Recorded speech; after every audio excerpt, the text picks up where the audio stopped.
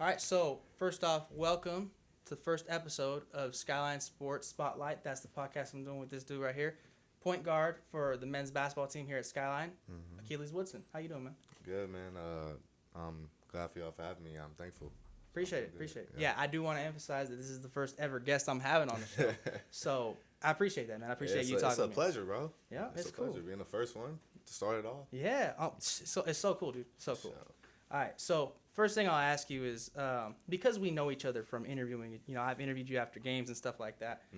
How do you feel about getting interviewed after a game? Because some players, I have had players turn me down. So what is it like getting interviewed? I'm gonna be real, bro. I'm used to it. Like high school, I got interviewed. You know, all the players got interviewed. So it's really, man, it's really just like a pleasure. You know, for you recognizing, you know, my game and you know the team.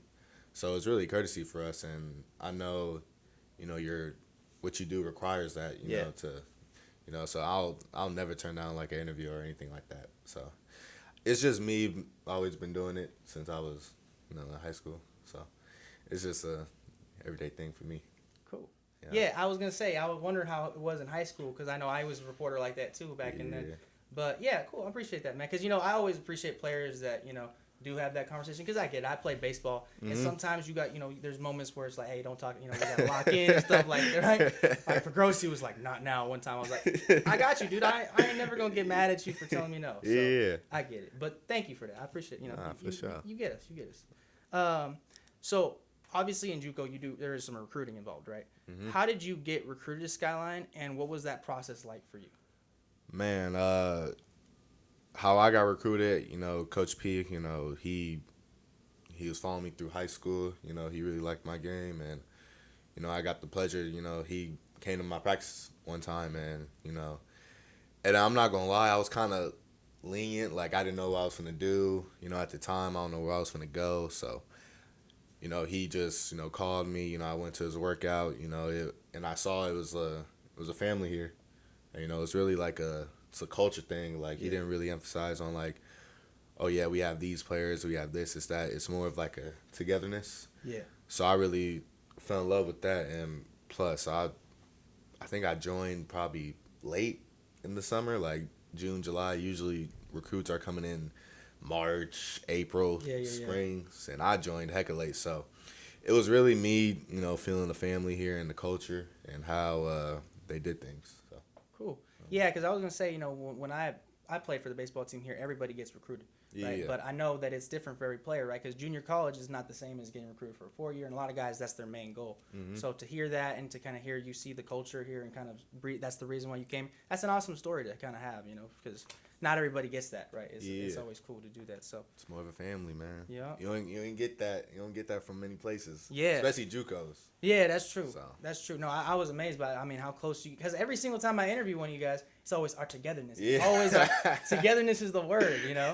So to say that's the main thing y'all bring up, that's such a cool thing for a sports team because y'all all said it, you know? Yep. Y'all said it. So we family. With that being said, what does the game of basketball mean to you? Because obviously, you know, it's been part of you through high school and now, but what does it mean to you? Is it like really important? Because some guys, you know, they like, oh, it's just a game, it's my job or something. Like, what's it for you? Man, it means everything to me. You know, it's another outlet, you know, get away from problems or anything. You know, you just pick up a ball, you know, shoot, you know, do anything. It's just a way to get from your problems, and plus you can play, after this you can play overseas, you can go to the next level, you get paid doing it. Yeah. So I want to, you know, take my basketball talents as far as I can go and try to, like, help my family out, get paid for it. It doesn't have to be NBA, but, you know, get something out of it. And it's just, like, it's been like I said, it's been an outlet, you know. So to get out of my problems, you know, having a bad day, you know, shoot a basketball, my day gets that much better. So it's been good. That's dope. That's a great way to think about it. I've played with baseball players who don't see it that way. I'm not gonna lie, you know, in high school I was a little too crazy, right? But to say you see the game that way as an outlet to kind of get away from your problems, that's a great, like, cause you know that's what we play sports for, you know. Yeah. You playing a kids game, so that's cool. Thing for me, bro, I'm not gonna lie, I never played baseball in my life. Right. Like I never understood it. Like till this day, like okay, all right. I never played it before. So I gotta put you on. But in playoffs, I know it's like it's intense. Yeah, like yeah, I yeah. watched playoffs and MLB and stuff, and I was like, oh shit, this shit, like, yeah. For sure, yeah. So baseball's fire. I'm not gonna lie. Appreciate it. Yeah, thank you. And I played basketball a little bit with my friends in high school. I probably played like 500 games, maybe 130 of them. 'Cause we always play one-on-one. And my buddy, he actually played basketball. So as much like I don't, you don't know game, but I don't know. I'll record y'all games, but I don't. Yeah, for sure. Don't put me on the court. But all right. So what? A little bit more funny question. What does your pregame meal look like? And I know sometimes you guys are watching basketball game, you're busy, but I've seen you guys at the cafe. So, what is your pregame meal? Man, like before a game, like that day before a game. Okay. Yep. I'm not gonna lie. Sometimes like I'll eat like a granola bar and I just go. Really? Yeah. Sometimes like I get like one granola bar and then like it's not really good for you.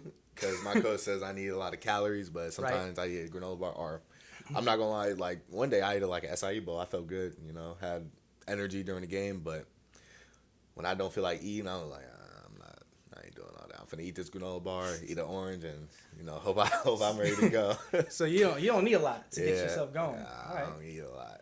Or like my coach has like these energy pills or like these little pellets, like food pellets that we eat like halftime and like before the game, and that gives me energy. But yeah, I don't really eat like that. I need to start eating more to get some fuel during the game because I'll be tired. Right. Yeah. But yeah, I don't really eat like that. Maybe like a banana granola bar. Okay. So pregame meal is granola bar. Let's get that. Achilles Woodson, he running on. You seen that man right there? One granola bar in him, he's good. Nah, for real. It's crazy. Okay, all right, that's cool. So then, I was gonna ask you what do you get from the Sky Cafe, but it don't sound like you get much from that. Either if it depends. So if it's like no game day and practice, I'll get like a burrito or something like that, or I'll just have like a quesadilla. That's my go-to every time. That's cool. Quesadilla is fire. It's fire. That's the calf. Our calf is like the best calf in like, the county. Yeah. That's how I feel like. Yeah, no, I'm not gonna lie, it's good. Like I like most things, I know what to get. So that's cool. Yeah, exactly. He messed with the Mexicans. That's cool. I like that. Okay. I love it. All right. Your hometown is San Francisco. Yep. Right. You went to it in high school. Yep. What is it? Because I'm a commuter, so I go a little far. But what is it like growing up in San Francisco and playing basketball up there? It's very, very, very fun. It's also competitive because everybody you see, they're good at basketball. They play for a long time, and it's everybody playing with each other. Grew up playing with each other. I played the people I played with middle school and elementary. I grew up played for Britain with. So it's also like it's a competitive, but also like we're brothers, like we're friends. We hang out with each other. So it's really good. To grow up and say, my hometown, call it San Francisco. It's really good. It's cool. Yeah, I was gonna tell you what did growing up in San Francisco teach you, kind of as a kid? Because I know, I grew up in Malibu, so a little bit more chill, calm. Some people I know San Bruno and stuff like that. What do you think it taught you the most about growing up in that city? It really taught me how, because SF is some parts is really like, like I wouldn't say like dangerous, but like some parts it's like you got the good treacherous. Yeah. So it really taught me how like to stay like to. My mom put me on game for like when I was growing up, so it really taught me how to watch my back and like like watch here and there, like but. I had a good life. I had a comfortable life. My mom and my grandfather, they worked every day for me and my siblings. So I would say I had a comfortable life, but they really taught me, how to like watch your back. Don't trust as many people as they seem to be nice or whatever. So they really taught me that about growing up. Mm-hmm. So with that, and that's cool, man, because I get it, right? Growing up, because it's a big city, dude. Yeah. It's a big city, so you gotta maneuver around things and everything's gonna be safe and all that. Life ain't all rainbows. I get it, but where did you play ball the most in San Francisco? Because I know I have my spots, and I ain't even good. You probably have fun going to street ball and stuff like that. So explain to me what street ball was like in San Francisco. I played everywhere. Like, I played with my cousins. I played the Mission Rec Center. I really played everywhere with my cousins and stuff like that. You know, playing in, like, street ball or, like, on the court, you know, you getting a lot of altercations. My cousin getting a lot of fights. I'm like, bro, why? Like, it's just street ball. Yeah, man. Like, chill. But I usually played everywhere in the city. And for me, it was fun. I liked it, you know, going around, seeing a lot of competition, you know, very competitive. And it was just fun. It was just a fun outlet to get away from, you know, problems and stuff like that. Yeah. So. Well, that's really cool, and I'm sure some people know we're Mission and all that stuff. I still got to, you know, I'm getting to know the area a little bit, but that's cool. That's really cool because there are always spots you remember. For sure. End of the season's coming up. Tomorrow is your playoff game, but by the time this comes out, who knows where we're at, right? What is your biggest takeaway from this season? Man, like from the beginning, like. Yeah, from the beginning all the way to right now, like because obviously you guys have gotten to the playoffs now, right? No matter what you do, you made it this far. Yep. What would you say like you were most like looking forward to or proud of this season? Man, we're a very resilient team, you know, because we started off 10-0, I think so, and it showed you how, you know, hard we worked, how together we were, you know. Because some practices were long, coaches getting on us, you know, we were getting on each other. And then getting the season, I was like, man, I don't know how this is going to be because, you know, we weren't getting certain drills, right? So it was more of I'll say it was more of a, like, learning experience. Because, you know, I'm a sophomore, you know, last year I was a freshman. So I really didn't count as, like, me talking in the aspects of being a leader because I use that as, like, my sophomores would do it. Yeah. So me as a sophomore, you know, I had to, you know, pick my voice up as well, and you know, it's been a learning experience, you know. Like you said, we're in playoffs, so I think it's time to, you know, get on the horse and, you know, try to ride this thing out, you know, beat Federer tomorrow and take it all the way state. Hey, I wish y'all the best with that. And, you know, because the more you do that, the more I get to cover you guys and go, how you doing, Achilles? So that's cool. I hope you do. But again. You guys had a great season. I got a picture to show you from the Instagram. We'll put it in post. You'll see it on your screen right now. But okay. I got a picture to show you from the Instagram, from Skyline men's basketball Instagram, right? And he got a little caption next to it. I think he said he was looking forward to a great season with y'all, right? So explain to me that day, because I see this group. I mean, you look tough in that photo. I'm not gonna lie, you look tough, right? But I see this photo, and the main thing that Justin Pegrosi, he's standing right next to y'all. He ran it with y'all. So explain to me that day. We went to his house, and he always talks about him running. Well, there's a hill, hella big. You know, he always runs it in the mornings, like most of the days in the week. So one time he took us there, and he was like, "You're gonna run the hill." I was like, "Huh?" We're gonna run the hill. And then his wife made like cookies and brownies and like burgers and stuff like after. Yeah. So Coach P, you know, he's a great example of, you know, how we do anything is how we do everything. So he ran the hill with us. You know, actually we ran the hill with him. Right. So he was going. I'm not gonna lie. So. Yeah, it was a hard day because some people were sick, some people, you know, were hurting, but you know, we all got through it as a group. And as you see me, I wasn't backing down that day. No. Yeah, I got you. I told you. for sure. But yeah, man, it just shows how, again, togetherness, and you know how Coach P, you know, just emphasizes like the culture of Skyline. Yeah. So, you know, we're a family through everything, and we did this together. You know, we ran with Coach P, you know. So yeah.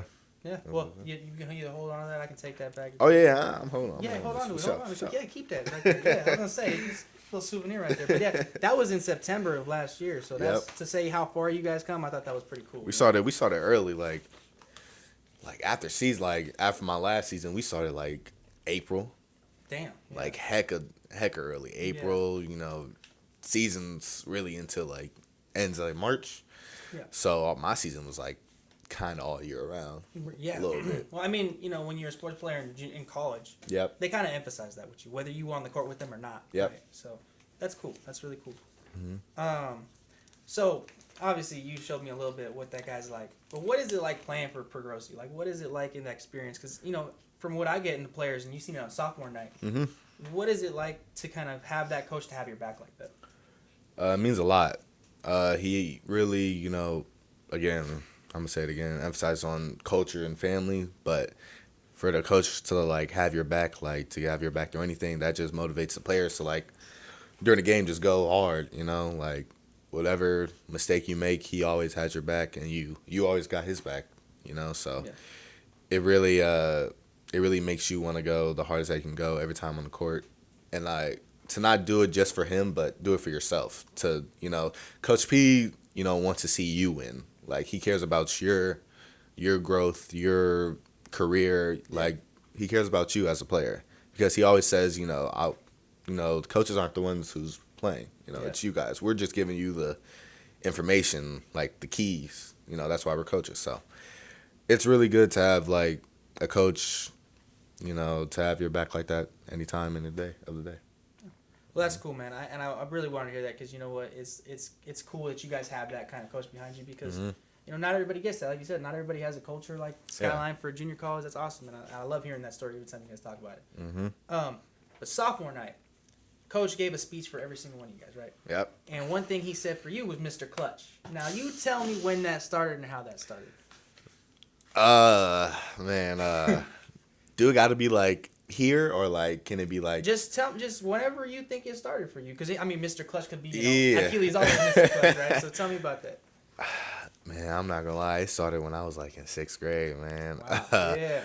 When I've been playing AAU, I didn't really play for my school like that. I only played for like probably like 2 years of my middle school. Okay. But it started really in AAU 6th grade. I made a lot of big shots. I made big shots in high school, game winners.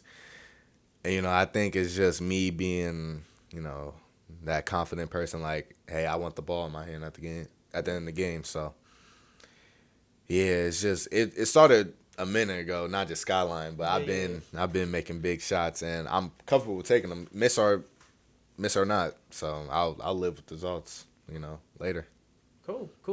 That's I had a feeling. I don't know why, but I had a feeling you would say that. It ain't as Skyline, man. It's been Achilles. It been me for real. That's cool. All right, Mr. Clutch, I got you. But so I've traveled with you guys once. I think I went to Deanne's to watch one of your games, right? Yep. But so tell me, you're a sophomore. You know all the stadiums. What was the best stadium? I mean, you could say Skyline, but what was the best stadium you ever played at, and what was the one you couldn't stand the most? Ooh, the best stadium. I would say last year we played West Hills Lemoore, and they got like a real like it really looked like a D1 school. Right. Their court, they got freaking chairs all over, like a stadium. Mm-hmm. So it was really nice. Their court's beautiful. They got trainers. Their just whole facility is really, really good. And the worst.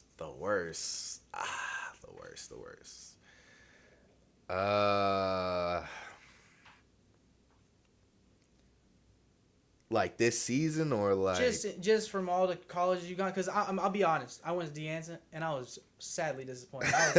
I was like y'all they were trying to charge me. I'm like, I got my press pass. I'm like, y'all trying to charge for this? Like, come on now. I'll say like no shade, but like I'll say probably like a Loney. Okay. Because I felt like their core was like a little bit small and like compact. Like it's not as like big as other facilities. Yeah. But obviously they can't like control that. No. But like no, nobody can control. Yeah. Yeah, I wasn't really messing with Yeah, no, I get it. Like that for real. Yeah, it's no, like you said, no shade, right? Yeah, no shade. It's not, nothing personal. Like they had their people are cool and stuff like that, but like the facility. Because it's working. Yeah. No, I need a remodel. You never know. Never know. But yeah, no, for sure. Because I talked to basketball players in high school, and they were like, "Oh, it's too cold here." I'm like, that's a weird analogy. Yeah. But you don't like, it is what it is. You like it, you don't like it. Have you been interviewed by other TSV reporters? Yes, sir. Myself, and you've been reported by other people. Yes, sir. This is a question. This is the question I've been waiting to ask the whole time. Right. Yes, sir. So I like what I do, Mm-hmm. but out of everybody that's interviewed you, who did it best? And if you I don't care what answer you got. You can say me, say not me, right? But if it isn't me, then tell me what you like that they did. Like in Skyline, right? Or like In high school, you could say high school too. general. Because I didn't know you was gonna get interviewed so many times in high school. That's cool. I'm glad you did. You, bro. You for sure. Thank you. See, You know, Appreciate it. I'm with the Skyline family, bro, and I'm making it real. It was you, bro. Thank you know, you. you're very open. You know, you ask me great questions. Appreciate it. You know, some people, some reporters ask me like bland questions. You know, they're kind of dry with it. Got you. But nah, it's for sure you, bro. Thank you, By man. like See? by like a mile. Oh man, see, I'm glad.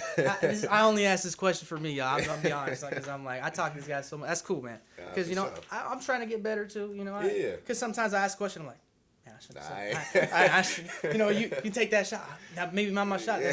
Maybe I shouldn't have asked that question. My bad. Yeah, that's my bad. That's my bad. Listen to audio. My teacher like, yeah, that's my bad. But, all right, cool. So I appreciate that, man. I always love talking to you. Got you, bro. Last question I'll ask you. What advice would you give to a young athlete thinking about playing in JUCO? For a young athlete, man, whatever school you go to, just make sure that you feel welcome. I would say, because I feel like high school players in general feel like, oh yeah, after high school I'm gonna go to a D1 or a D2 or D3. Like, they don't even have JUCO in their mind. As you know, I was once like that too. Right. Like I'm not going to JUCO. Like, but like I always accepted like whatever happens. I'm gonna try my best at it. But you know, for the younger generation, just keep working. If you go to JUCO, man, you could transfer out. Hopefully, go to D2 or D1. Yep. So don't think of JUCO as like, oh, you failed, like your mission is done. No, there's a ton of NBA players who went from JUCO to NBA. Jimmy Butler. Yep. He's getting paid a lot of money. A lot of money. Yeah, All-star. So think of that. So I would say don't stay in the moment stay in the moment as of right now, and for your future, just think about how your future can plan out if you go hard at this moment. Yep. So I would just say keep hooping. Cool. That's what I'd say. That's cool, man. Because you know what, JUCO is something that you get so many different things about it, right? Some people say some good things, some bad things, but that's cool. Like being welcome is important for sure. Because you know, and play play somewhere where you feel like you can hoop. Right. And you can get the opportunity. Yeah. Don't just go nowhere to go nowhere. Right. Be run on one granola bar and just go out there and make sure you can ball with just one granola bar. It don't matter where you at. So for real. That's cool. Well, I appreciate you coming out. Thank you so much. This is it bro. for our episode of the Skyline Sports Spotlight. Yes, sir. Rate us and like us wherever you listen to your podcast. The first episode. First episode. Yep. And we out. Thank you so much.